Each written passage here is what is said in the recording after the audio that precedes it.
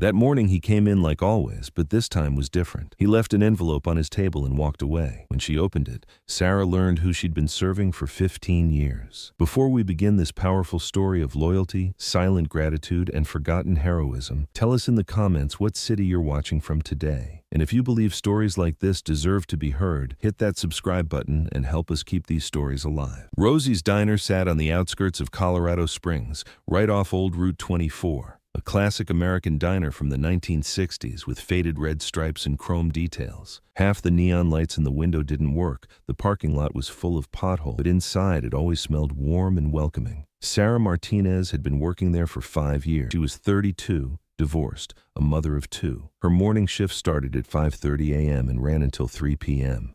Then she'd rush to her second job with an evening cleaning company. Life wasn't easy. Her ex-husband wasn't paying child support. The kids were growing, bills were piling up, but Sarah never complained. "There are people worse off than me," she'd always say. The morning customers were usually the same people: truck drivers, factory workers, retirees. Sarah had memorized all their orders until that man started coming in. 5 years ago, on a cold November morning, she first saw him. The elderly man, somewhere between 65 and 70, had walked in with heavy steps, old brown coat, worn jeans, black knit cap. His face was lined, his eyes tired but alert. He sat at the corner table, the farthest one back, where he could see the door. When Sarah approached, the man's hands were shaking, slightly but noticeably. "What can I get you?" Sarah had asked. "Black coffee, please." His voice was hoarse, hesitant. When she brought the coffee, the man was trying to get his wallet out. His hands were shaking so badly that coins spilled across the table. Sarah had watched him struggle to collect the change. She saw the embarrassment on his face, the helplessness. That's when she made her decision. "This one's on me," she said with a smile. The man looked surprised. "No,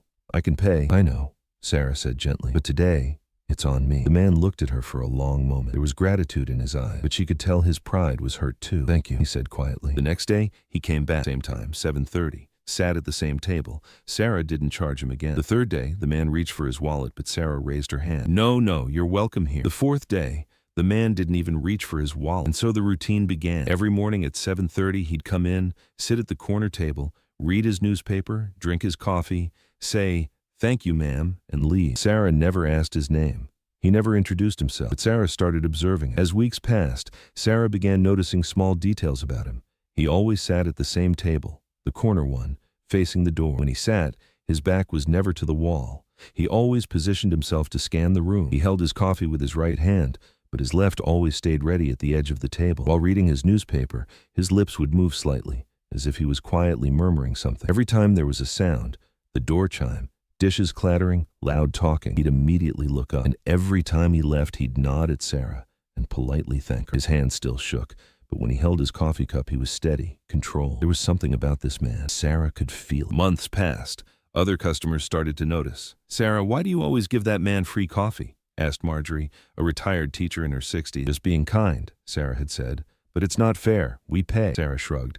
"Nobody goes broke over a $2 cup of coffee." But the criticism was growing. "That guy's using you," said Bob, a retired cop. "Free coffee becomes a habit. Tomorrow he'll want free food." "He's not like that," Sarah said firmly. "How do you know? You don't even know him." The old man had heard this conversation. Sarah saw the expression on his face, sadness, and maybe shame. The next day he didn't come. Sarah worried. 1 day, 2 days, 3 days. On the 4th day he came back, but he was different, more withdrawn, more hesitant. When she brought his coffee, the man tried to pull money from his pocket. "No," Sarah said firmly. "This isn't about money. But people, I don't care what people say. You're welcome here." The man looked at her for a long time. There was something in his eyes Sarah hadn't seen before. "Respect." "Thank you," he said quietly. The truth was, Sarah was paying for those coffees out of her own pocket. Every morning, she'd put $2.50s in the register and mark it as cash sale on her daily report. $17.50 a week, $70 a month. Sarah made $8.50 an hour. $70 was a lot of money for her. She took it from her kids' school supply, from her own coffee, her lunch. "Why, kid?" she'd asked herself a few times. The answer was always the same. There was something she recognized in that man. Loneliness, silent pain, and pride that hadn't been broken. Years passed. 4 full years. When it snowed, the man would come.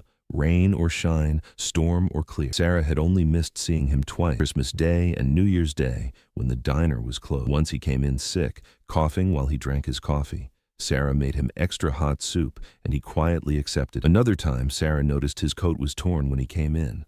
The next day, he wore a dark coat. It looked new. Sarah didn't ask questions. The man didn't offer explanation. There was an unspoken understanding between them. The diner owner, Mel Kowalski, finally brought up the subject. "Sarah, this free coffee thing has to stop. Why? Because we're losing money, and it's not fair. I'm paying for it. So what if you are? It sets a precedent. Tomorrow, everyone will expect free coffee. Sarah was angry. I've worked here for 15 years, Mel. Have I ever caused problem? No, but then trust me. Mel gave up. Sarah was a valuable employee. Customers loved her, but the conversation had been loud enough that the old man heard it. The next day, he didn't come again. This time, Sarah didn't wait. When she left the diner, she started looking for him in the parking lot. She found him sitting on a park bench nearby, his head down. Hello? Sarah said as she approached. The man was startled. I don't want to cause you trouble. You're not causing trouble. But your boss. My boss is my problem.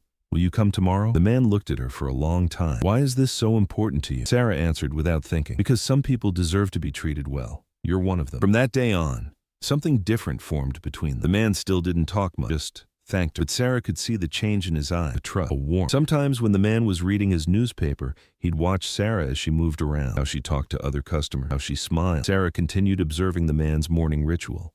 Before drinking his coffee, he'd always pause for a few seconds, closing his eyes as if giving thanks for something. The news he read in the paper was usually military topics, veteran news, and sometimes, very rarely, while reading the paper, his eyes would drift away, staring into the distance. On Thanksgiving of the 4th year, the diner was open but had very few customers. The man came as usual. When Sarah approached him, she said, "It's Thanksgiving today." "Yeah," the man said. "Don't you have family?" This was Sarah's first personal question. The man was quiet for a long time.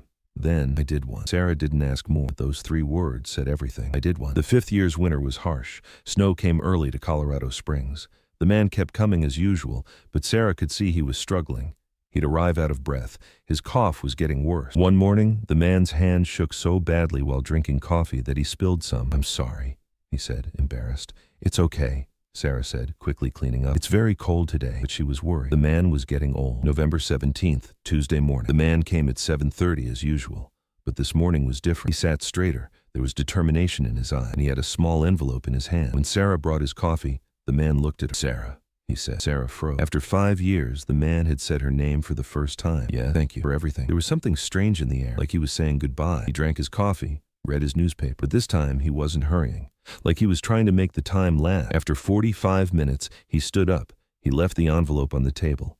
"This is for you," he said. He left. Sarah looked at the envelope, written in handwriting. "Sarah Martinez. Thank you." She couldn't wait. She opened the envelope. Inside were 3 things. First, an old photograph, black and white from the 1970s. Young men in military uniforms standing in front of a helicopter. Among them, a familiar face much younger, her morning customer. Second, a small metal object, a military medal. Purple Heart. Third, a long handwritten letter. "Dear Sarah, my name is Colonel James Mitchell, retired. I served in the U.S. Army for 34 years. 2 tours in Vietnam, 1 operation in Grenada, and commanded during the Gulf War. As I write this letter, my hand is shaking. Parkinson's disease. Doctors say 2 more years, maybe 3. 5 years ago, I lost my wife, Margaret. After 47 years of marriage, cancer. She suffered for 8 months. I couldn't do anything. After Margaret died, I had no reason to live. I have a son, but he's far away, has his own life. I was alone. In those days, I had no reason to get up in the morning, no reason to sleep at night. I just exist until I found your diner. When I first came in, I just wanted hot coffee, but you gave me so much more. Every morning, your smiling face and kindness made me realize I could get through that day. You weren't just making coffee for me. You were giving me a reason to live. You never asked who I was, where I lived, what I did. You just treated me well. That's all an old soldier needed. Kindness without judgment. For 5 years, every morning I had a reason to wake up because of you. For your coffee, for your smile, for your good morning." This photograph is from my platoon. Vietnam, 1971. These men are my brothers. Most aren't alive anymore, but their spirit lives on with me. This medal was given to me when I was wounded at Khe Sanh. I saved 17 men that day. But you saved me, Sarah. For 5 years, every morning. Tomorrow I'm leaving Colorado Springs, going to the military hospital in Denver. Parkinson's is in its final stage, but I will never forget you and your kindness. You're not an angel, Sarah. You're better. You're a human being, a good human being. With gratitude and respect, Colonel James Mitchell, U.S. Army, retired, P.S. I could have paid for those coffees, but your kindness was worth more than money. Thank you for allowing me that. When Sarah finished reading the letter, tears filled her eyes. For 5 years, she had been serving coffee to a war hero, a man who had fought for his country, saved 17 lives, then lost his wife, got sick, and found a reason to live through her small kindness. The rest of that day, Sarah moved robotically around the diner, serving customers, but her mind was on that letter, that photograph, that Purple Heart medal. When she got home that evening, she told her children everything. "Mom," said her 12-year-old daughter Emma, "you're like a hero." "No, sweetie, he was a hero. I just served coffee." "But that's important too, isn't it?" Sarah smiled. "Yes, Very important. The next morning, Sarah went to work. At 7:30, she looked at the corner table. It was empty. In the afternoon, Mel came in. "Where's that old man?" "Gone," Sarah said. "Where?" "Another city." Mel shrugged. "Good. No more free coffee." Sarah didn't answer. That evening, she framed the Purple Heart medal, the photograph too. She took them home, hung them on her bedroom wall. Every morning when she woke up, she'd look at that photograph and smile. 6 months later, 2 soldiers in uniform came to the diner. "We're looking for Sarah Martinez," one said. Sarah was scared. "That's me. What's wrong?" "Nothing's wrong, ma'am. We have a message from Colonel James Mitchell." The other soldier handed her an envelope. Inside was a short note. "Sarah, I'm still alive. I still remember your kindness. These young soldiers heard my story. They wanted to meet you. You're a good person, Sarah. Don't forget that." And a check for $1,000. "I can't accept this," Sarah said. "You have to," the soldier said. Colonel's order. From that day on, Sarah's life changed. Her story spread. The local newspaper wrote about it. Local waitress's kindness touches war hero. TV stations did interviews. But most importantly, more veteran customers started coming to the diner. All came to see Sarah. All said the same thing. "You give us hope." Sarah didn't charge any of them. She showed them all the same kindness. Mel didn't interfere anymore. In fact, he was proud. "You're the most valuable employee this diner has," he said. A year later, Sarah received the final letter. "Dear Sarah, this letter is being written by my son David. My father, James Mitchell, passed away peacefully last week. In his final days, he talked about you constantly. That angel waitress in Denver," he'd say. "She saved me. He left something for you in his will. The check is in the mail. But more importantly, when my father died, he was smiling, and he whispered your name. Thank you, Sarah, for giving my father a reason to live in his final year." David Mitchell. Sarah cried that day. She cried a lot, but then she smiled because she understood. Sometimes the greatest heroism isn't about using weapons. Sometimes it's just about being a good person. Today, Sarah still works at the same diner. She still looks at the corner table every morning at 7:30, and she shows the same kindness to every veteran customer.